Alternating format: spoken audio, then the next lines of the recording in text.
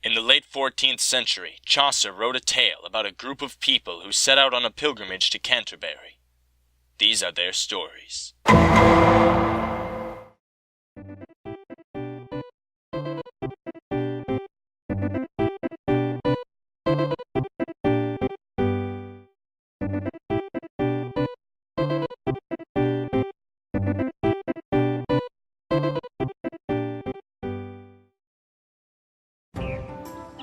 Are we there yet? Oh, shut up. Really now? We've been on the road for hours and my saddle's already rode halfway up my arse. Can't we just stop and have a rest? Hey, I've got an idea. How's about you turn around and I shove the saddle the full length up your ass? Oh, Lord in heaven's me. The big reeve up ahead leading the pilgrimage on his horse. I'm so small and low, aren't I? just want to stop, maybe have a drink, maybe have a nap. You got a problem with me being in the lead, do you? Well, perhaps you'd like to have a go of it then, eh? Oh, get down off your high horse, you fucking shaft. Oh, is that what you think of me, eh? Well, maybe I'll walk over there. Maybe we sit down, I can wrap myself and go. Settle down. Won't the both of you just, settle down? Yes, perhaps the lady's right. Perhaps we should settle our differences. Maybe set out the rest of the trail with a few shared stories, right? Now that's an idea I can get behind, alright. As much I agree.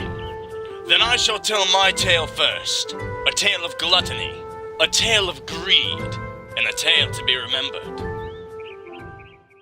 And as fitting, the tale starts with a few greedy, gluttonous men having their share of meat and grog in a local tavern.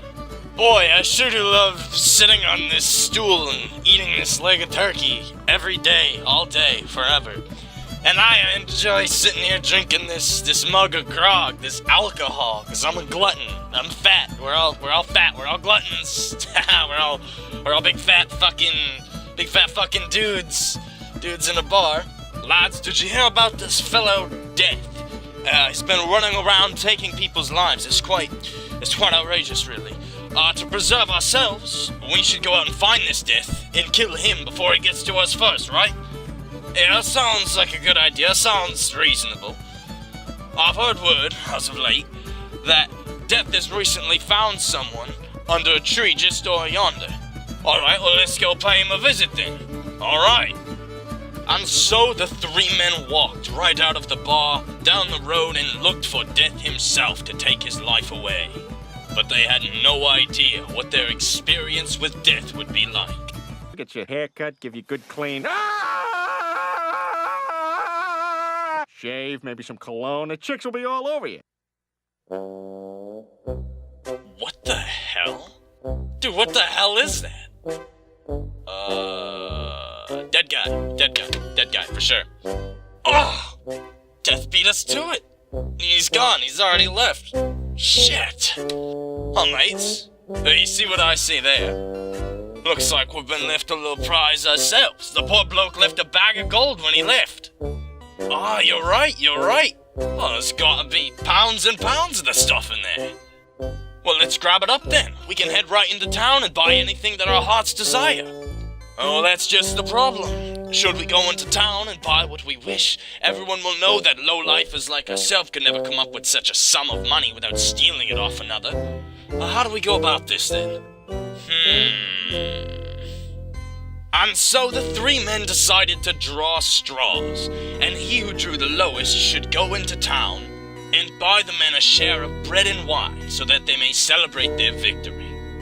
Well, fellas, I'm off, and I suppose in a while now I'll return with bread and wine and the like.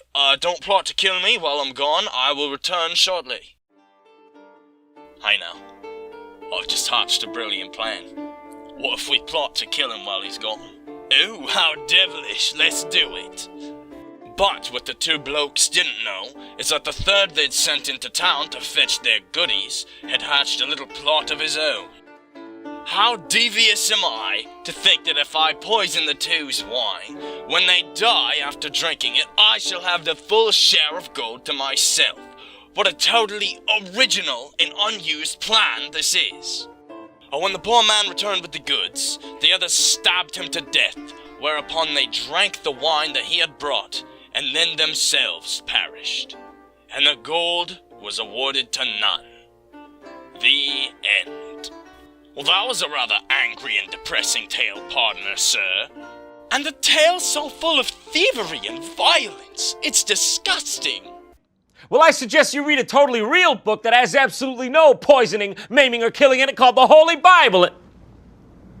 Oh, no. Well, that book done got that. Well, Mr. Reeve, I'd like to see you spin a yarn half as good as the one I've just spun. Don't mind if I do. Now, won't you sit back and listen to the tale of the miller, a well-known ass of his community. A while ago, there lived a miller who was known as a bastard by his community because he had a nasty habit of stealing his customers' flour. I'm an old miller, and I'm upset because all I can do is make flour, so I steal and I thieve. The old miller had a decent wife, a precious baby, and a beautiful daughter. Have you any paintings of the daughter? Oh, hush up and let me proceed. One day, hearing of the miller's trickery, 2 students set out to watch the miller as he made their flour to ensure that he did not steal any of their product. But they did not know who they were dealing with. Who are you talking to right now? Who is it you think you see? I am not in danger, Skylar. I am the danger. So as they were idle in thought, the miller snuck off and untied the 2 lads' horses and let them run free into the fields. Gentlemen, eat shit! Dad! The poor lads spent the whole day searching for the mares, and when they had finally found them, the miller had already stolen a good third of the flour. The 2 students, defeated, begged the miller for lodgings for the night, which he reluctantly allowed. And here now is where the tale gets truly interesting. Oh, thank the heavens! God, I'm so angry. I know that the miller stole a ton of our flour while we were gone, because he let our horses go. That was totally him. All right, man, just calm down. We'll worry about it in the morning. No, I'm gonna do something now. You know what? I'm gonna go see if I can bang the miller's daughter. I'm doing it.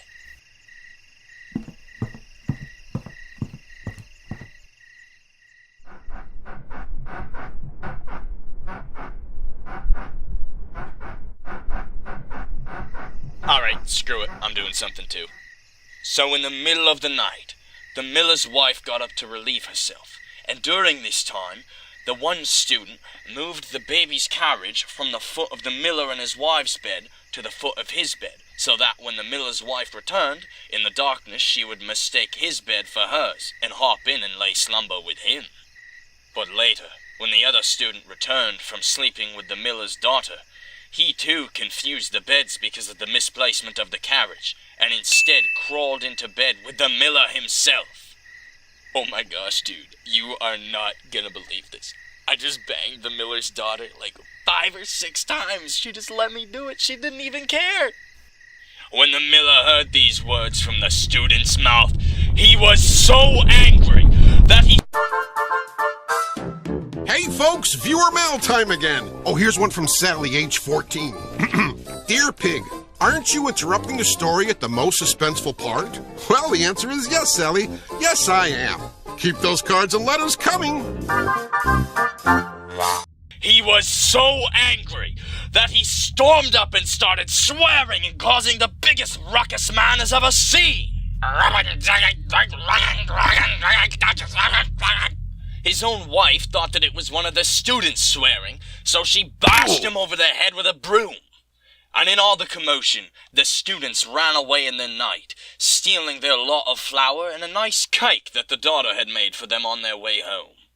Because what good story doesn't end with a nice cake at the end? I think we can all agree that my tale was the better of the 2. Oh, I beg to differ. Oh, you will regret starting again with the Mr. Superior voices as loud as 1,000 lives there ever was in your Gentlemen, please, I have a tale that will trump the both of yours so very easily. 'Tis a tale about the journey of a knight who learned a valuable lesson and narrowly escaped with his life.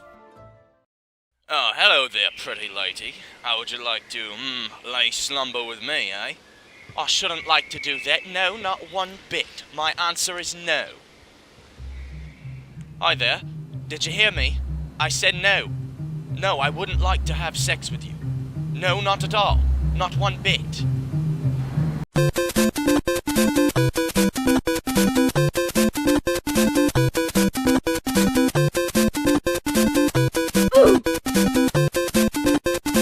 The knight, of course, had sex with the poor woman anyway. Do you love me? Fuck off. And for his crime, he was sentenced to death by the king in high court. Oh, please, king, don't do this. Don't do this to me, not here, not now. Luckily for the knight, the queen had a few words to say and a special deal for him. Instead of your execution, perhaps you should take a year-long journey to discover what it is that women want most. Should you return after a year with the correct answer, your life shall be spared. However, if not, you shall be sentenced to death once more.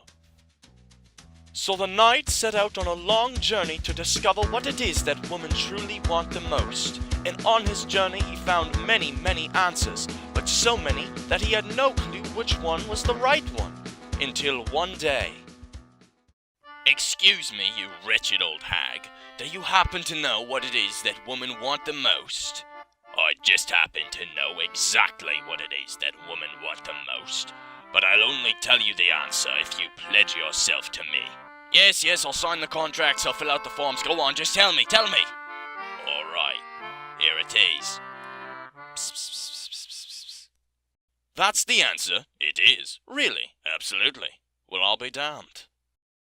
So the knight returned to the high court and told the queen the old hag's answer. Okay, early to bed, early to rise makes a woman healthy, wealthy, and wise.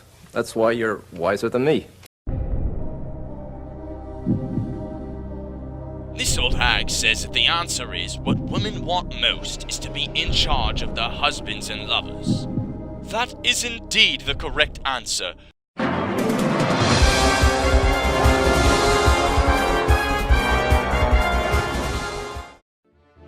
Now your life shall be spared and you are free. But the promise he had made to the hag had not yet been cashed in. You gotta marry me. That's what I want. You have to wed me. You have to spend the rest of your life with me. No other options. Oh, come on, please. Anything but that. Just let me go and live my life. No, absolutely not. You have to live with me. Ah, I'm an old hag. Ah. The knight was very upset to find that he had to spend the rest of his days with the old hag, and he even took the effort to bring it up every second of every day. You're old, I know. And you're also ugly. Yes, all the lot. And I don't like you one bit. Oh, I know. Shut up. You've said it at least 100 times. Oh, hag, is there any way I can get out of this miserable debt to you? Any punishment would be better than spending my life with a miserable, ugly hag like yourself. I can give you an ultimatum. You can spend the rest of your life with me as an ugly, faithful hag. Or you can spend the rest of your life with me as a beautiful, yet very unfaithful woman. Oh, well, I guess both of those are equally shat, so I'll let you decide. Go ahead, have a stab at it. That was indeed the correct choice, and now you get the best of both worlds. I will be both a beautiful woman and a faithful lover. The voice stays the same, though. Sorry. And that's how the knight learned a very valuable lesson about womanhood. The end. I mean, so what if your story was 1,000 times better than ours? I still enjoyed telling mine. As did I. Well, lads, would you have a look at that? It appears as though we've talked so long we've walked ourselves straight into Canterbury. Well, it's been a pleasure riding with you all, but I suppose I best be going. As will I. Good day, gentlemen. Thank you for the stories.